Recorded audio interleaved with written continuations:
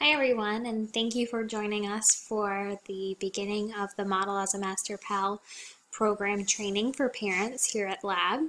Today we are going to jump into learning about an introduction to augmentative and alternative communication.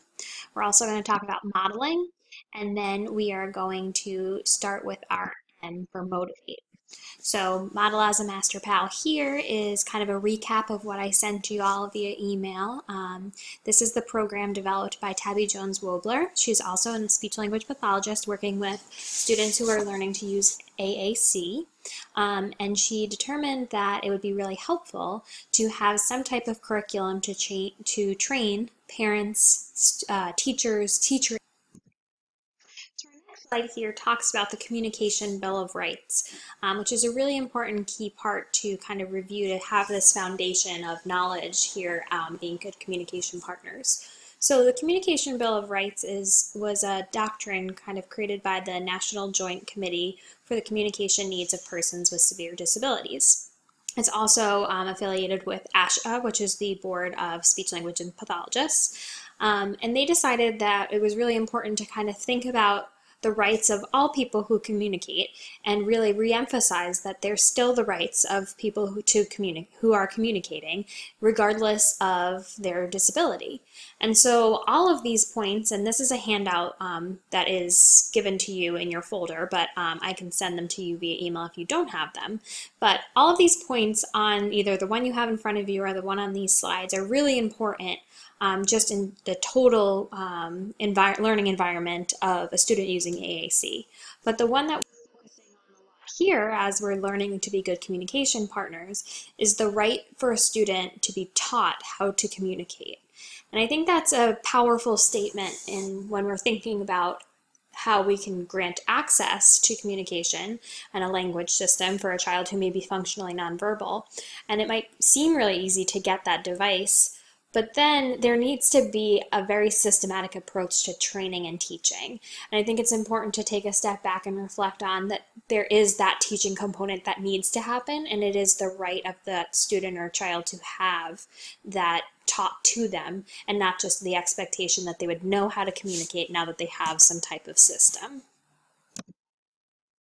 So just to review, I've used it a couple of times now, but augmentative and alternative communication, or AAC, is really just an umbrella term that talks about all of the tools that we use to communicate. Typically, they replace some type of spoken or written language, and it can embed both expressive and receptive language. So some of the unaided communication forms are actually things that all of us use. If you could see me right now, I'm talking a lot with my hands, and that's just kind of my unaided communication. But when we say unaided, we really mean communication that happens on your person, on your body. You don't have any type of supplements there to help you communicate. It's really just using what you have and being able to communicate.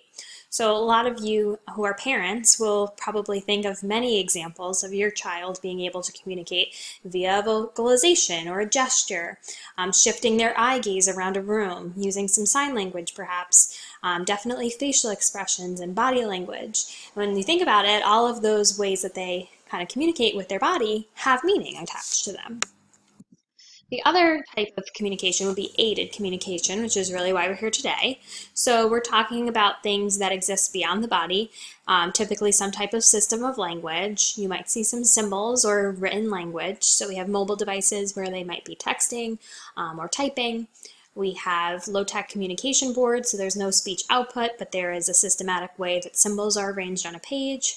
We have communication books that typically represent some type of language system, such as POD is a popular one. Picture symbols, such as the PEC system, or picture symbols just for making choices. We have high-tech dedicated devices, so Nova Chats, Tobis, with some type of language system on them, as well as light-tech devices, which kind of is the middle, so the symbols and the pages might not speak, but once they are on some type of device, such as the GoTalk or using a ProxPad, there is a voice output that is attached. And I think even though it seems like there's a lot on my slides right now, This represents such a small fraction of really what is out there, and even being able to start to meet with everybody who's part of this parent training series, it's nice to see such diversity across like AAC users, and really reflecting back that being a good communication partner applies to all of the communication systems and not just the ones that you see on this board or just the ones that are at the table. And it's really important that you apply these strategies no matter what system your child is using now or in the future. They're still applicable, and that's why we're kind of all here today. We're going to take a little break from me talking, and I encourage you at home to just grab a piece of paper and fold it into any grid size you want. So you can fold it in half and then into quarters to get 8 little boxes that made out of your folds. You maybe can do 16 or 12, whatever that is. Create some kind of grid system for yourself.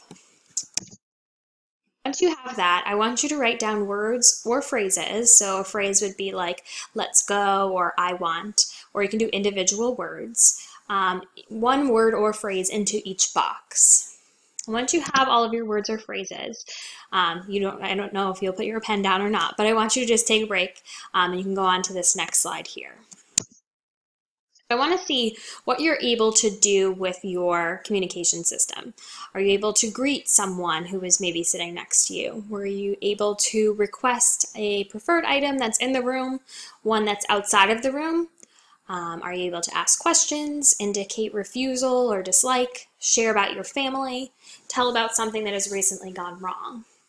And the purpose of this activity, and I know it might be different for those who are listening at home, you don't have that interactive component necessarily, but the purpose of it is really that whether you chose 8 buttons or 8 squares, 12 squares or 16, you are still limited by what you were able to put down on your paper. I can almost guess that some people chose to write down yes and no, which are 2 very powerful words. It's a quick way that we can learn if someone wants something, if they need something, if their preferences are being met. However, it puts the person who is talking into a more passive and reliant role. They are expecting someone to start the conversation for them, and they are not able to initiate with those 2 words, yes and no. And one of those pieces for being an independent communication user for AAC is that you want to see independent initiation of communication. You want thoughts to be individualized and not necessarily shaped by the communication partner. And so yes, no, while very powerful, is not necessarily the end-all be-all, and again, will not necessarily generate these very unique ideas that your child definitely has. I'm sure some people put down words like more and all done to be able to control the environment, maybe break, maybe stop that. These are great words again too. You want to be able to control the environment that you're a part of. You want to get access to things or get things away from you that are maybe things you don't like. However, again, you're waiting for the environment to happen and be controlled by other people, and you're limited to just kind of stating these opinions and not necessarily expanding on them and saying why. Some nouns usually end up on these boards. I know I would definitely want the word coffee or chocolate on my board. However, once you request that item, you can't necessarily do more. So we are going to go into a little bit of some vocabulary planning and thinking about the words that were used to modeling and the words that are really important to someone being able to use language flexibly across environments. I think too this activity gives you a little bit of insight into some of the pressure that goes into vocabulary planning and making sure that a child or a student has all of the words that they could possibly ever need, and so they aren't feeling limited. So using that board and communicating and talking about all of these AAC strategies, we know that communication is a message that's exchanged between 2 people, which is a reciprocal interaction. And so I highlighted that a little bit in the yes, no, and that if someone's asking you a question and you can only respond with that yes or no, is it really reciprocal? Because it can't go back and forth. Right? It's someone asking a question, you getting an answer, and it doesn't necessarily lead to a reciprocal back and forth conversation. The goal really is expressing something that your communication partner doesn't know that you're thinking, which is exactly what we want to make sure our kids are able to do. We do not want to be the interpreters for our children. That's why we want them to have some type of language system so that they can express their ideas and they can tell us what they're thinking. We do not want to be there to interpret it. And especially if we want them to be generalizing their skills to other communication partners, we can't always be there to interpret for them. And so that's why we need to think of a robust language system that kind of encompasses all of this language that would allow them to do that. So successful communication is considered effective, efficient, and socially appropriate. So most of the children here at Lab are considered total communicators. They have more than one way of being able to express themselves. And some of those ways are effective, efficient, and socially appropriate. But it wouldn't be uncommon to see some non-effective or non-efficient or non-socially appropriate ways of communicating. Effectiveness, meaning that it's understood by whoever they try to initiate conversation with. And similarly, thinking back to that unaided communication post, we can think about gestures that maybe need some context or need some additional information to understand what that gesture means to that child. Similarly, sign language is a great tool. However, not everyone in the community necessarily understands it. So if it's not necessarily received and understood by that communication partner, we would not consider it to be effective. Efficiency would mean that we want to be able to express our thoughts as quickly as possible. So I know that if I was not efficient with these slides right now, while I'm talking to you, I'd probably lose some listeners. So it's important that a communication attempt is efficient, meaning it's not taking so much time, and it's also not hard work, because the harder it is to get your sentence out, the less likely you're going to continue trying. And social appropriate starts to talk about how the behaviors and the communication attempts are considered by the community. So using the symbol for break or signing the word break is much more socially appropriate than necessarily crawling under a table to express that you need a break from something in the classroom. While it does get the message across, over time it is considered a little bit odd, and you want to make sure that everything is socially appropriate so that community acceptance is also there. So here I have a video of a child who's going to show you 3 different ways of communicating. And at the end, I'll ask a couple of questions to get you thinking about the efficiency, effectiveness, and social appropriation.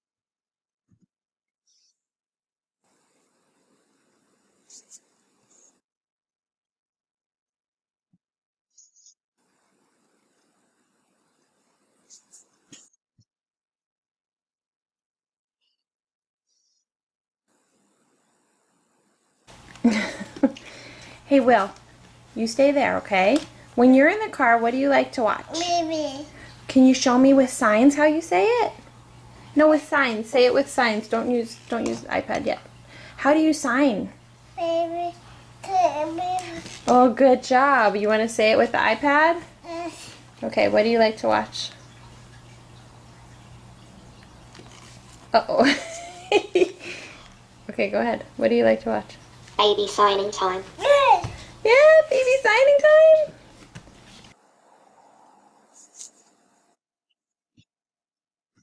Okay, so I'm going to pause it there. So which one, this is the question, which one did you understand the most? When we did this at our table during our training, some were able to understand the sign language because their background and their communication style might include sign language.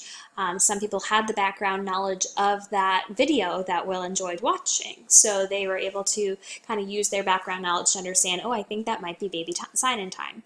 But for someone who had no background knowledge on that television series, and someone who didn't understand American Sign Language, and maybe hasn't hung around a toddler for a while, might really have not understood until the AAC. And typically over time, what we realize is AAC is the most effective, efficient, and socially appropriate way of communicating the ideas that you have going through your head when you do not have functionally verbal communication.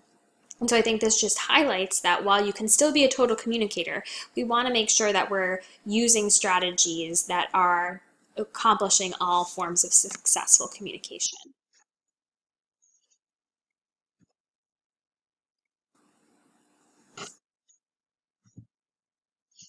So when we were talking earlier about augmentative and alternative communication, especially when we were looking at the aided communication strategies, a lot of those were considered what we call robust communication systems. And a robust communication system includes all things that you need your language for. So first and foremost, it's represented by some symbol, whether that be text, whether that be a picture, or a combination of both.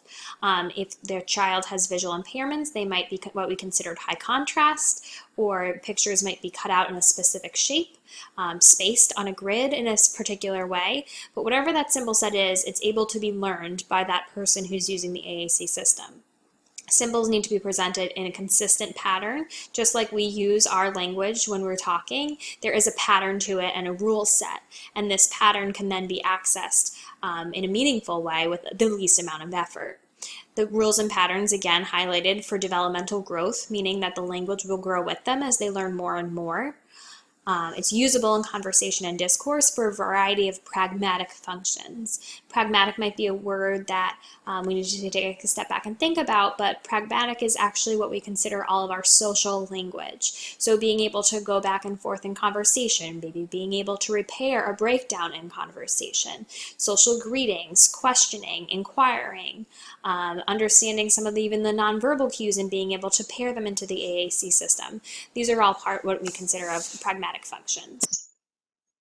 Additionally, a robust communication system is accessible receptively and expressively, meaning that they're understanding what's going on in the system just as much as they're using it for expressive language. And what we'll talk about a little bit later on is that receptive language is the foundation for expressive language and is really required in order for expressive language to happen successfully. So if the child is able to understand the system, we are able to kind of jump off of that and use it expressively.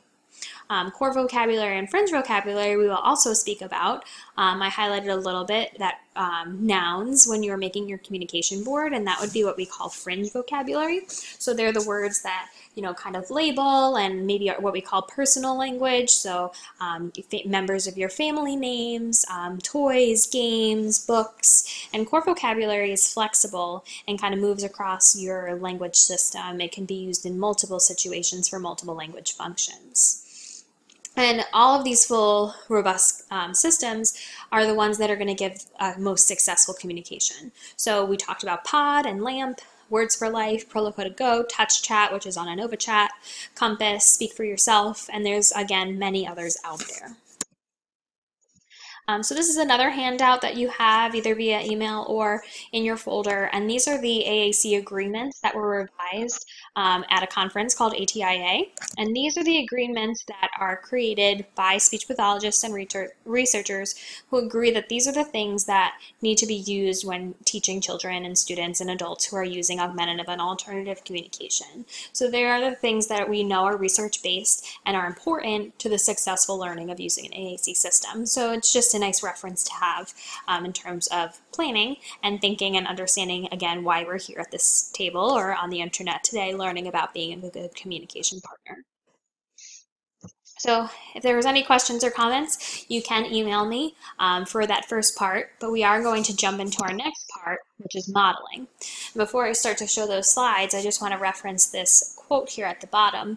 Model all the time. We aren't waiting for students to prove anything. So modeling is a strategy that is research-based and a huge component to a child learning to use their communication system effectively. However, we are not waiting for the child to prove to us that they are understanding our modeling. Modeling is a strategy done by the communication partners, and it's considered a good communication partner strategy. It's also imperative for the child learning to use their system, as we will see through the upcoming slides. But I just want you to remember, as we're learning more about modeling, that we're not really expecting the child to prove anything. This is on us. This is on our shoulders in order to teach our children and students to use AAC.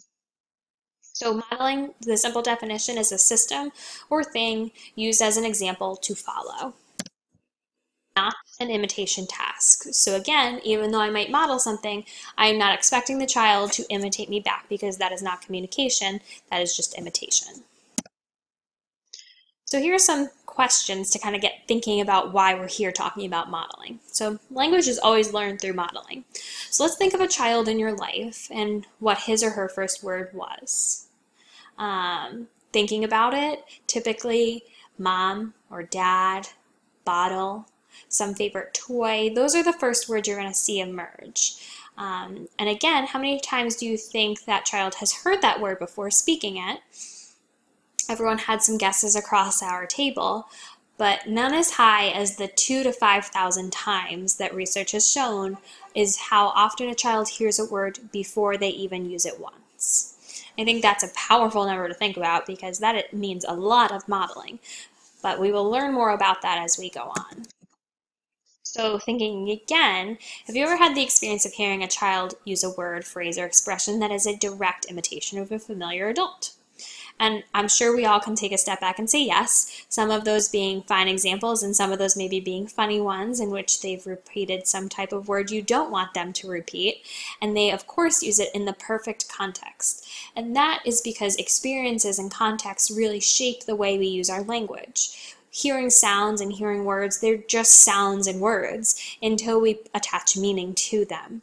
And so receptively again comes into play is that a child is observing their environment and starting to observe words being paired with experiences and moments and contexts so that they understand when and where to use them effectively.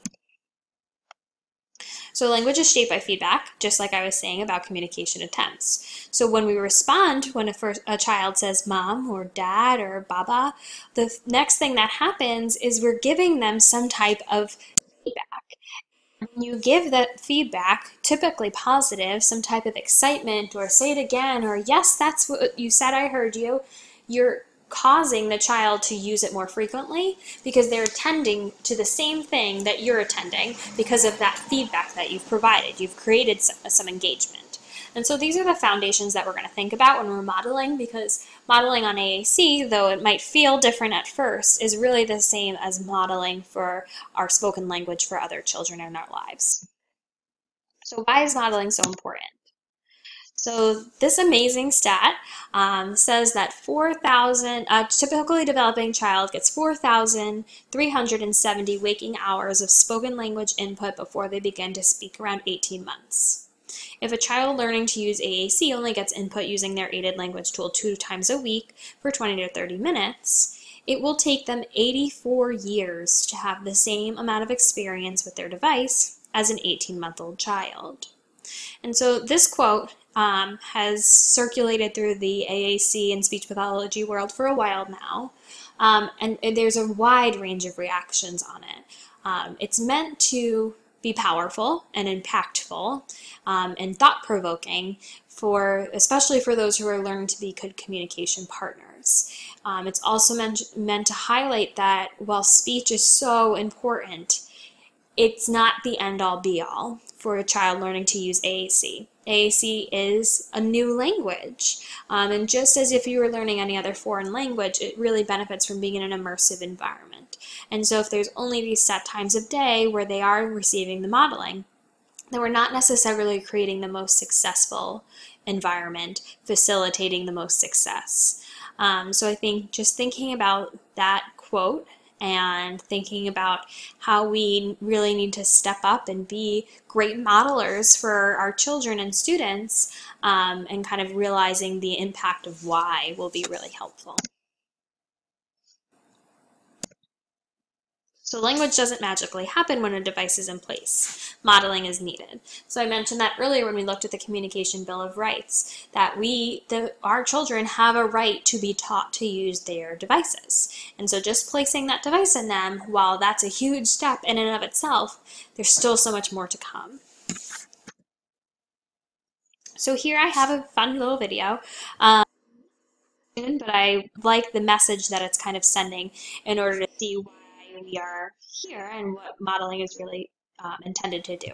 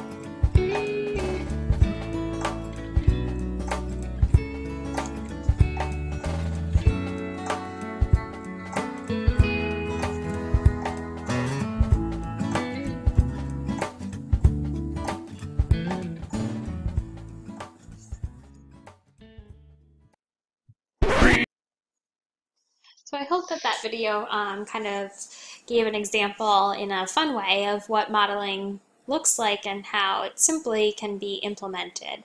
It definitely is more challenging when you think about it, but I think when you see that the whole family was on board and they recognized using it all the time, excuse me, you realize that modeling really is this important feature of learning to use a device and really embraces the entire community that the child is a part of.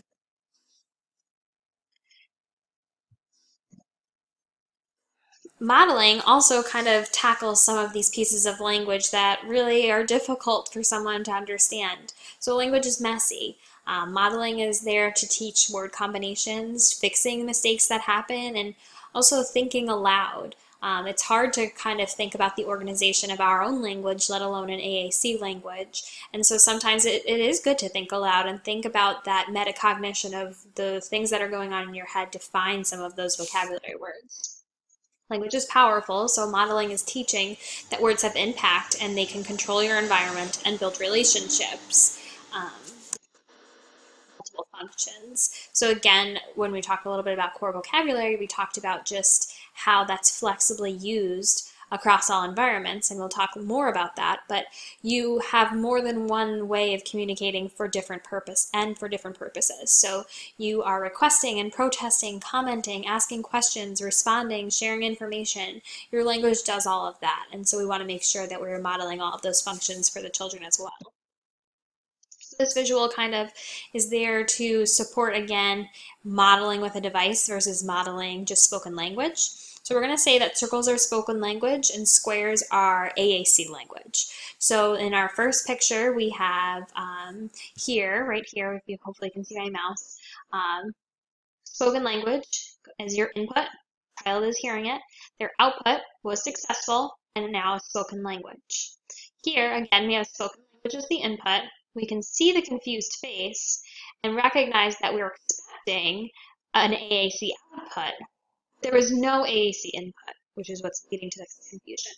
So when we have a mix of both, and it is okay to have a mix of both, we're not expecting you to model every single word that you are saying, but when there is a healthy mix of both, you are getting either output, right? So here you had spoken language and spoken language, here you had spoken language and AAC is put in this example, and there is success. So when you're speaking your words, again, we're highlighting keywords. You don't need to do every single word. You're highlighting your words to model what that looks like on a language system. Speaking the child's word with the device is really just imitation. You're repeating what they've said maybe in a different way of their total communication system, but we don't want to imitate them and we don't want them to imitate us. So we're speaking your words and your thoughts. We need to remember that compliance is not communication, so it's not beneficial to make a student talk. We are showing them how to use the device, and we're creating opportunities for them to use their device, but we are there to support and not demand communication. So now that we know a little bit of the why we're here talking about modeling, I want to know what to model. And so I have two examples. One is Lily on the left. She is getting a new communication system. She's going to be wearing a wristband with some core words on it. And then we have a classroom model. So we'll start with Lily. Birds, I like this. Yes, you want to wear them? Okay, let me show you. They go right here on your arm. Yay! Yay! That's exciting, Lily. Look at that. Yay! Look. I like it. Do you like it? No. No! You don't want it on? I think you do like it. Bye. Bye. Thanks for showing it to me. So while that was a quick clip, there was some really powerful things to recognize there. First, you saw that the speech pathologist or teacher was modeling on Lily's device, speaking her words. So she was saying, I like that. Wow, look at this. And she was also acknowledging Lily's total communication approach. So she used some gestures, she used some spoken language, she did point to the symbols, and as a support, the specialist was able to say out loud the symbols that Lily was pointing to. But again, you see that total communication approach and all communication attempts being accepted. What you also saw was then that speech pathologist expanding on some of those attempts. So when she said bye, where are you going? Or she said yay, and she said, yay, I like that. So each of those got expanded upon to create models for longer utterances. Again, and everything was accepted as a communication attempt. So here in the classroom, you can see there's a large communication board behind this teacher, and that's what she's going to be using to model for the classroom. Yes! Thumbs up! Today is going to be a good day. Okay, are you ready?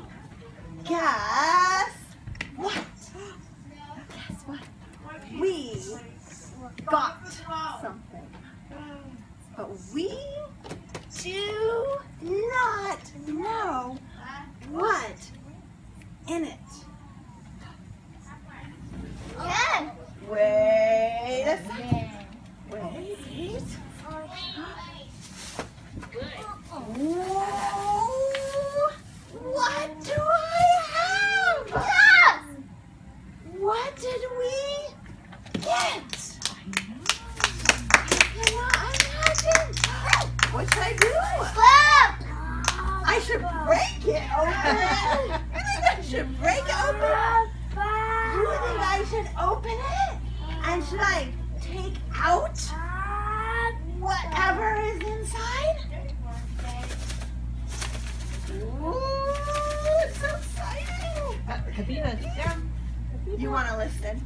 So sit down. I'll bring it to you. Me. Okay, give me two. What could it be? What could it be?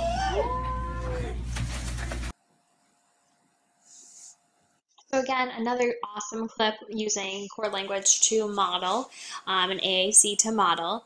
Another kind of highlight of some of these key takeaways.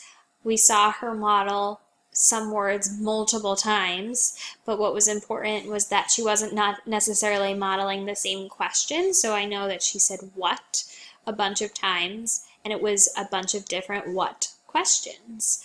And some questions about what should I do, and having the children be part of that. There was also some acknowledgement of gestures. So there was a child who jumped up and kind of did a gesture for listening, and you heard her model, yes, I see that you want to listen. Again, someone screamed out, break, we should break it, and she expanded by modeling the symbol for break, and then you want to break it, so again, expanding that sentence. I think that's important to kind of look at that frequency of how often we're modeling some words in a that was 1 minute and 28 seconds. And you can think about how often she was modeling the same word over and over and how important that really is. Core vocabulary is really just a statistical concept that talks about word frequency. So 80% of our words are actually core words.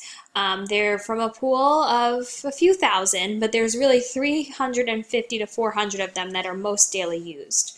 The 50 most frequently occurring words account for 40 to 50% of the total words said.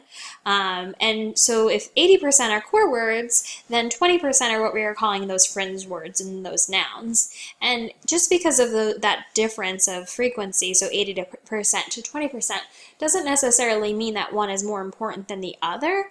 They both go together. But core vocabulary is going to be what we want to emphasize when we're modeling. It gives more power and motivation when we pair it with nouns, especially those that are motivating to the children and students in our lives. But core vocabulary is going to be what allows that language to grow and be effective across multiple environments. So thinking about some core vocabulary that can be used in daily routines. Again, there is one communication board that has core vocabulary, the top 40 core vocabulary words in your handout folder or in the email that you've received. And those will maybe be helpful when you're thinking about some of these phrases you can use in daily routines. So I want to give you some tools of language that can be used in natural occurring environments and not necessarily ones that need to be therapeutically planned ahead of time. So every day, I'm assuming, you unpack and pack a child's backpack. And so some of the phrases that are going to be helpful, like get it out, get more, that too, put it in, here, all done. Want help, you can do that. Look what I have, ready, go in. And so these are all considered core words. And if you notice, while we are unpacking or packing a backpack, we've actually never said the word backpack. So that again highlights the importance of core vocabulary. So we also have tackled a couple of different functions. So look what I have as a comment, or you can do that as a comment. Want help is a question, or it could be a statement or a directive to another person that they want some help. You have some protests, like I'm all done. You have, again, some directives put in. Moving on to leisure, you might see now that some of those are going to be the same. I've seen a couple of times now, but put on more. It go up, up, up. Then we've even included some of the descriptor words like yellow, triangle, and 3. More questions, can I help? So again, no mention of blocks. Some mention of descriptors like colors and shapes and quantity. But other than that, this is all core vocabulary, all around that one noun blocks. Sometimes you are quick to think that you need some specific words that go with a specific book. And then once you have the specific words for that book, you need to get more for the next book. And then why bother reading? Because we don't have any of the vocabulary that goes with any of our books. However, when you think about core vocabulary, you realize that can travel with you to any book on that child's bookshelf, in your home, at the library. A little bit less programming and a little bit more emphasis on the vocabulary that can travel again with you throughout different activities. So we have some comments like not that and look at that. Directives, turn it, so turn the page. Comments and opinions like I like and I don't like that. Some questions, what is it? What is that? Some requests like I want something different for a different book. And now again at meal and snack time. Again, on this side, we do see a couple of times we've mentioned some nouns, so apple and cookie. But after you say you want something to eat, maybe make some comments like I like that. Can you help me open my containers, right? We're going to move on quickly to other things beyond food, because if you think about it, how often do you talk about food for an entire 30-minute span that maybe you're sitting at the kitchen table? I personally don't. I typically jump into how was your day, or I'm excited to watch something on television later, or I'm really looking forward to the weekend and we're going to do this and this. So I think when you think about it, we don't necessarily need to focus a lot on the nouns around eating, which is a common assumption. And again, so those nouns can be very important to a child. They want to make sure they're getting that snack that they really want. But after that, there's a lot of conversation that happens at mealtime that's equally as important. And a lot of it, again, is on core vocabulary.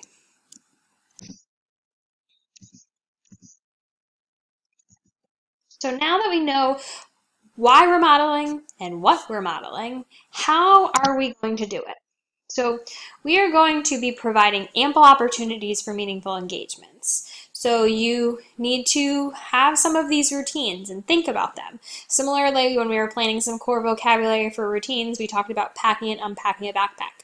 That happens probably every day, maybe regardless of the weekends, but most every day. So that's a time where you can just say, hey, we're just going to use some modeling during this time, and we know it's going to happen. We don't need to plan for it.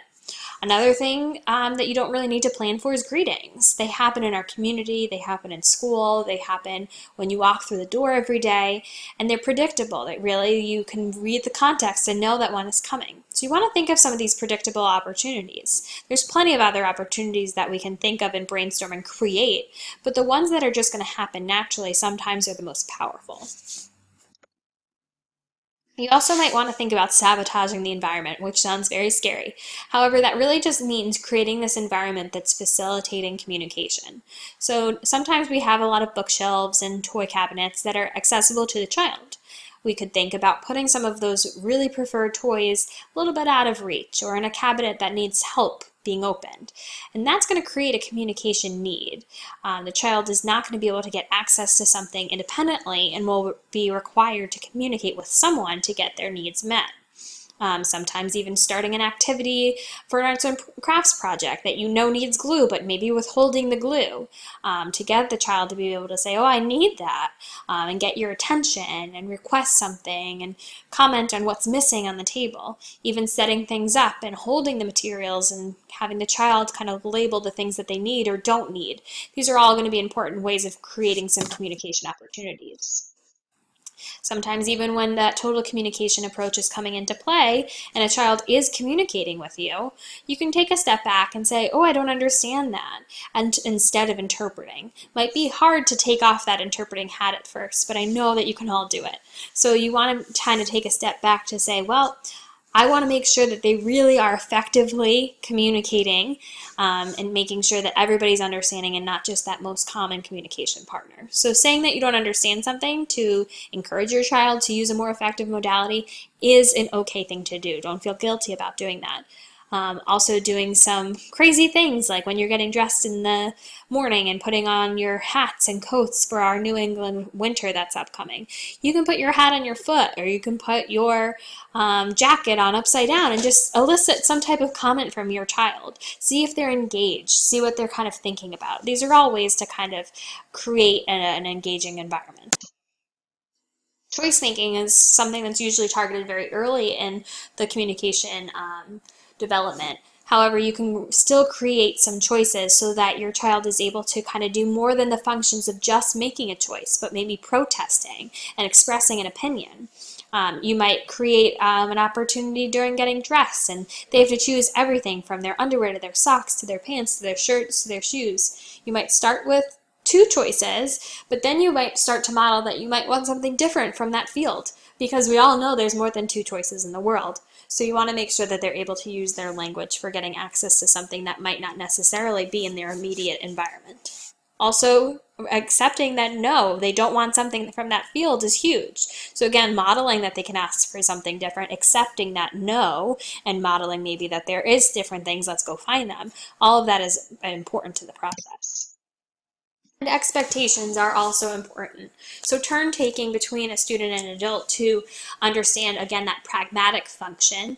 You can use some nonverbal strategies like pausing, an expectant look. So a lot of times you'll hear me in my classrooms kind of saying, I'm wondering, just kind of waiting a while. And that's kind of my cue that I use often to let people know I'm still listening, but I'm waiting for their communication attempt, and I'm not going to fill in the gap.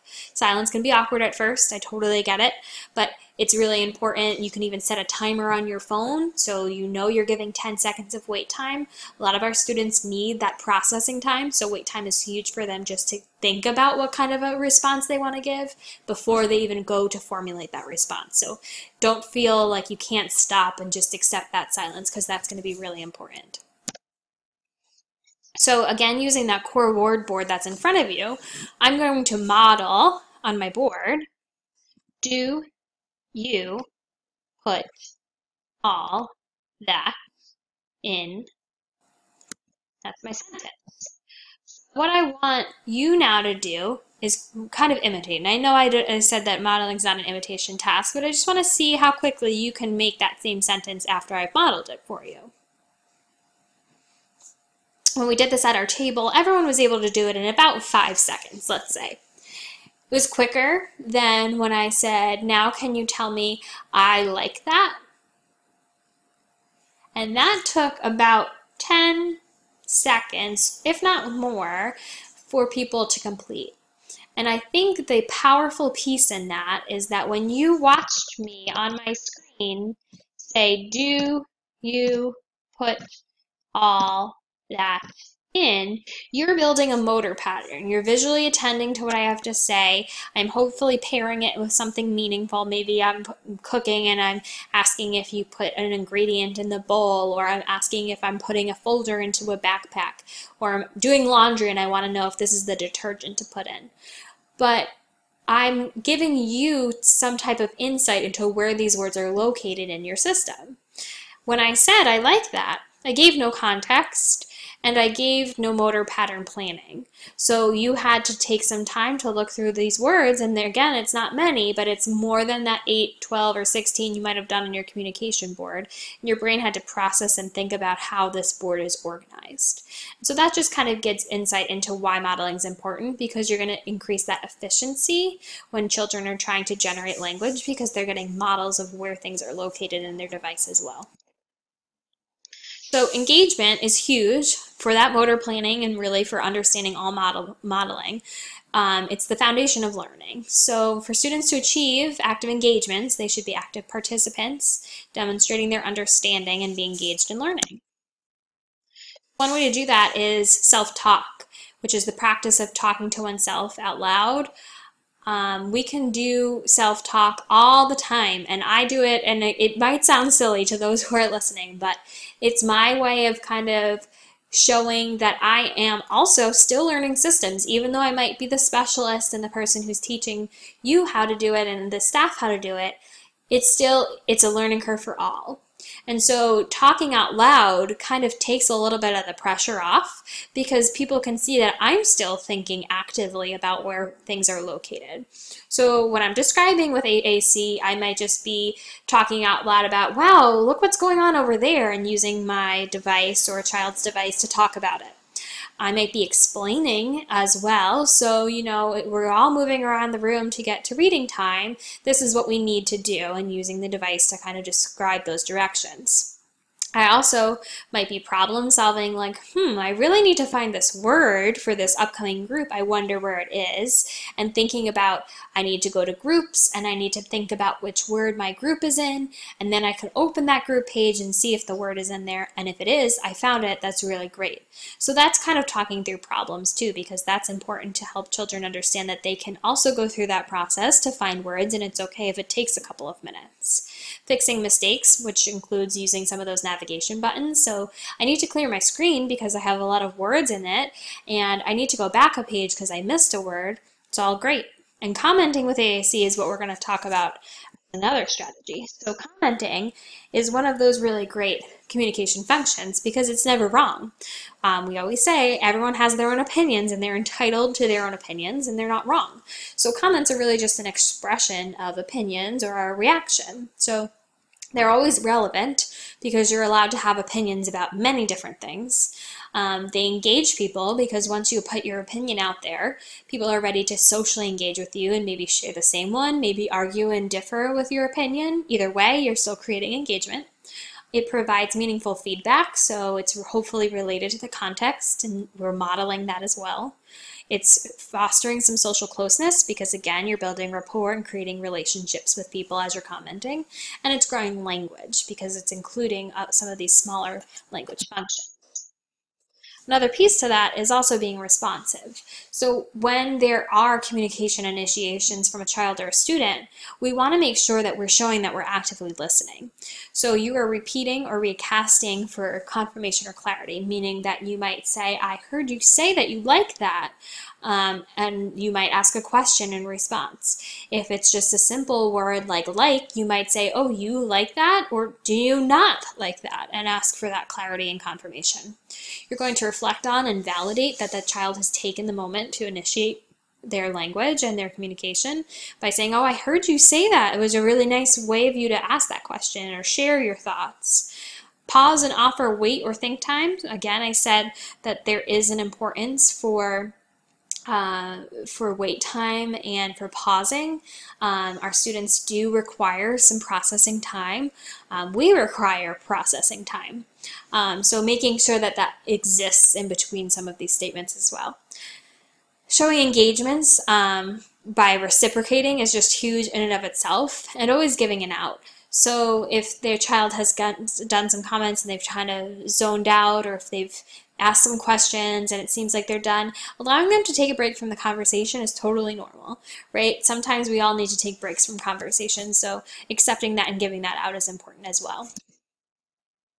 So we talked a lot about what is happening during modeling time. So we're enthusiastic and receptive, and we're increasing engagement, and there might be some babbling from the student, which is totally good, and that's them exploring their own voice. But what is required from the student, which is different than what might happen, but what is required? Ways to say nothing. So they are not required to do anything, nada, zilch, none of that. Because while they might show that they're engaged and they might comment and they might initiate and they might even imitate things that we've said, there's no pressure for that to happen every single time. Like I said, we're not waiting for them to prove to us to do anything. We are there to support them and create an environment that facilitates independent communication. So having a communication device doesn't make you an effective communicator any more than you having a piano makes you a musician. So just like if I said that I had a piano in my home right now, you wouldn't want to hear me playing it because I've had no music lessons. So I do not know how to do anything until I've learned and I've been taught how to do it. And it's the same thing for communication. So you want to make sure that we are remembering we are required to provide that right to our students that they need to be taught to use their AAC system. And now moving on to motivation, which we've referenced a couple of times now in the past slides. We are going to first define what motivation means and then go into our questions. So the reason or reasons for one has of acting or behaving in a particular way and the general desire or willingness of someone to do something. So motivation. So about motivation and leaving AA aside for a minute. How do you reward yourself for the little and big challenges in your life? We all have a way of kind of motivating ourselves or kind of giving ourselves an end goal after we accomplish something that we may have been working hard on.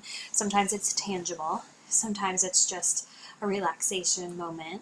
But regardless of what it is, there's always some kind of end for us in terms of kind of motivating us to get something that gets through something like a challenge. What do you do in a social interaction when the topic is not of interest to you? When we were talking about this at our table, we heard answers like, I kind of stop listening, or I tune out. I might not ask any more questions to keep the conversation going. I might just silently look like I'm listening, but maybe kind of put my brain onto something else. Something more obvious, you might see people starting to look at the clock, body language kind of turning away from the group. What does the pep talk in your head sound like when you're trying to convince yourself to tackle a much disliked task? So I'm sure we can all think of something that we don't enjoy doing, but we have put into our routine. Sometimes that's going to the gym. Sometimes it's getting through a meeting. But whatever that is, there's usually some kind of pep talk. So something internally going on, whether that's, after you get through this, then you have access to something preferred, like go to the gym and then you get time to watch that favorite Netflix show, or you say, I'm going to get through this meeting and then I'm going to reward myself with a coffee. Whatever that is, there's something that you're promising yourself that's going to kind of move you forward and get through something that's not preferred, but you're able to still get through it. So for our kids who are using AAC, generating messages is hard work and has to be worth it for them to put forth the effort. I think too, thinking that if messages are hard work, might even be difficult for them to have this internal pep talk going on, or this processing and executive functioning skill of knowing what's to come once they get through it. So as good communication partners, we're going to talk about how to motivate and create a motivating environment that can encourage students to kind of see that end goal. Joint attention or shared attention is really important when it's coming down to modeling and creating an engaging environment. So joint attention means that two people are attending to the same activity or object. So right now, even though we're not in the same room, we're both looking at the same set of slides and we're both thinking about those slides, hopefully, but we are moving forward and attending together in some activity. And that allows us to kind of be on the same page and share the same perspective and maybe be able to engage and comment and question about that same activity. It means we're engaging together. So readiness for learning and communicating is that quality of being able to or willing to learn. So we need that attention and awareness of the components of lessons or communication partners, and a willingness to engage in interactions and learning activities. Sometimes that's there naturally, and sometimes it's not. And it could be there for all of our kids and just waxes and wanes and shows up on some days and not on others. But again, as communication partners, we want to kind of create a motivating environment, so even if it is a challenging day, there's still that opportunity for them to be ready to learn and communicate.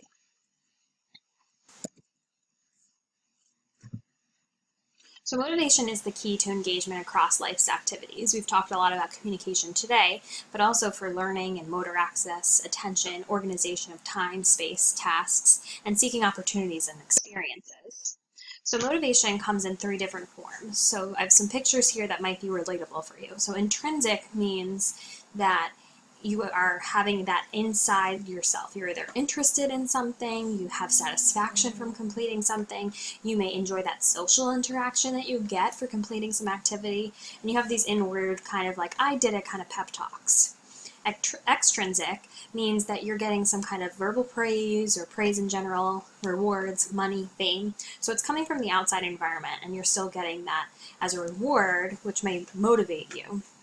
And then inherent readiness is kind of like those executive functioning skills. So that's that comfort or the confidence that comes with routines, some kind of structure, and you can anticipate what is coming after you complete something.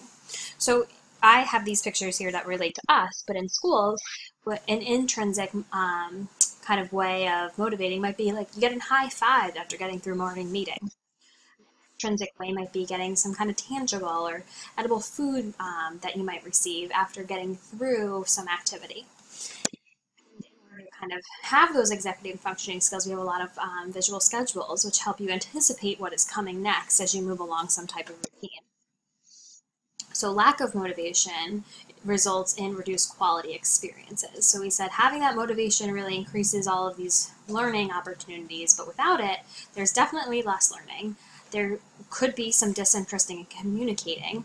That communication device then in turn looks like a job and some kind of compliance task, and not necessarily some effortless way of communicating, but something that's required and has a demand placed on it. You have increased negative behaviors, and the one I really want to point out is learned helplessness. So that comes when we see sometimes in classrooms, at home, in the community, when there's someone who wants to be able to do it and just needs some time, but has learned that the parents or the aides or the therapists are there to kind of catch them when they fall.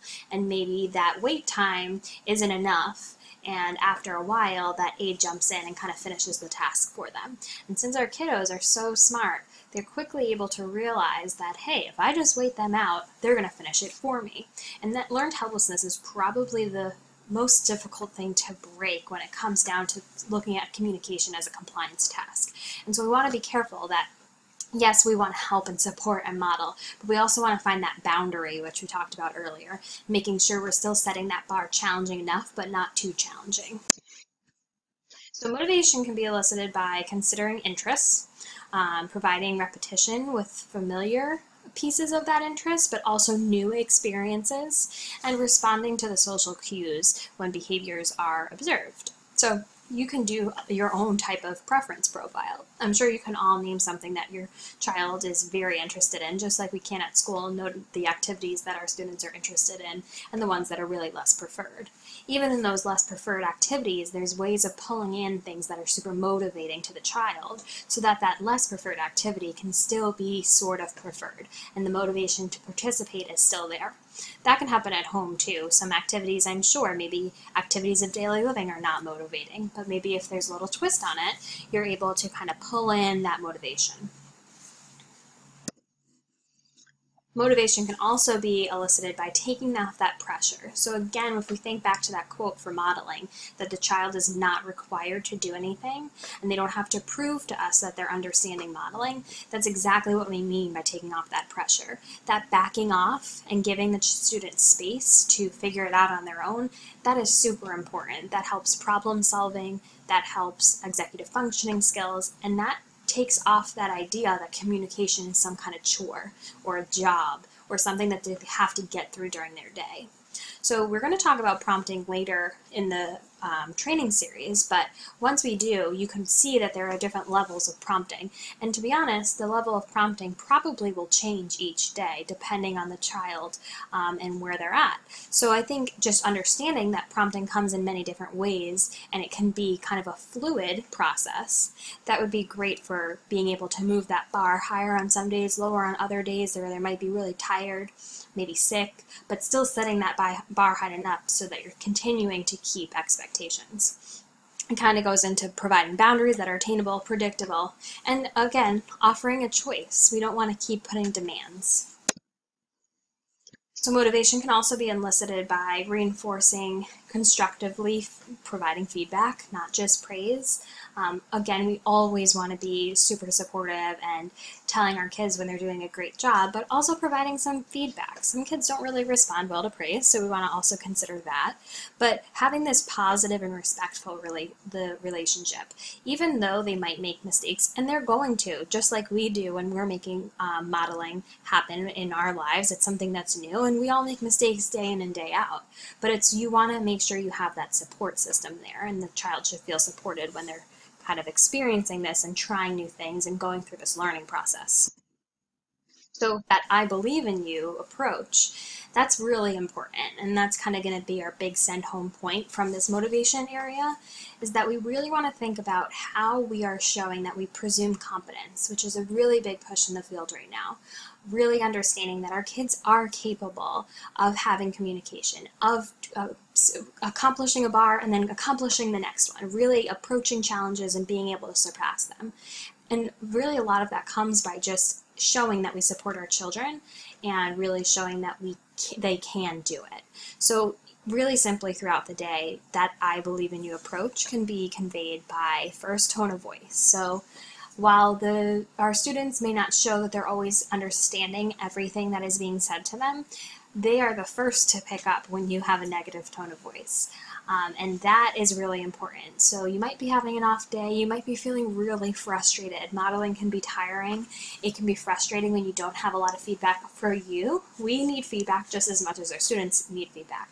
So if you have a day where you've modeled so much, and I know you're all going to do it, but you don't have necessarily that feedback to show that the student has really attended to much, that's okay, and it might feel frustrating. We want to make sure our tone of voice is still showing that we support them. So keeping it positive, keeping it pretty leveled, and not necessarily having these big dips and frustration let out. Another way is body language. If you're turned away and you look like you're interested in other things, and even though you have that wait time, but you're using that wait time to engage in your phone, look up at the clock, think about other things that are going on, just as we would stop a conversation when we know that someone is not listening, our kiddos are going to do the exact same thing. So with tone of voice and body language, we just want to show that we're still active and we're still present with our students. Same go with facial expressions. They kind of fall into that body language category. If you're scowling because you're really frustrated or you have a frown on, they're going to pick up on that. So understanding that this is a vulnerable process and it needs a lot of patience and expressing understanding of the difficultness of this is going to all fall under that I believe in you approach and really create some motivation in and of itself. So communication is about engagement in all its many forms. So we want to be a partner who can engage meaningfully, and then in turn you will be able to motivate. And we can together make things happen. So from these slides, we're just going to kind of recap that AAC is an umbrella term, meaning it means many things, but the two takeaways were our unaided communication strategies and our aided communication strategies. And after that, we talked about modeling, which means that we are speaking your words, not the student or child's words, but your own words and thoughts. So you can do this by commenting, some self-talk, and being responsive. There's examples of all three of those in one of your handouts. Again, I'll include those in the email. Motivation can be extrinsic, intrinsic, or inherent readiness, and we know that motivation is really a big piece of engagement, and so lack of motivation can result in undesired behaviors. Communication doesn't happen without purpose, and motivation is always a factor. Going forward, we look forward to speaking AAC with you and continuing this learning process in our parent series. As always, you can email me if you have any questions, and I hope that this was a good review or an introduction for those who weren't at our session this past Monday. And I look forward to seeing everyone on October 29th for our next series. Thank you.